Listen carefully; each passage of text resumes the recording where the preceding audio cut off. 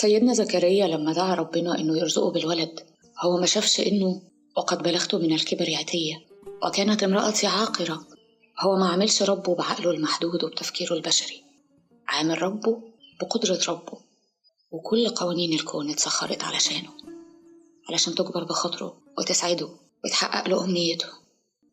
اتعامل مع مولاه على قدر ملكه، لا على قدر حاجته. وكانت النتيجة: يا زكريا إنا نبشرك. اللي بيعامل ربنا بيقين تام، ربنا بيعامله بمعجزات ملهاش مثيل. فاللهم في هذه الأيام المباركات ارزقنا اليقين والإجابة.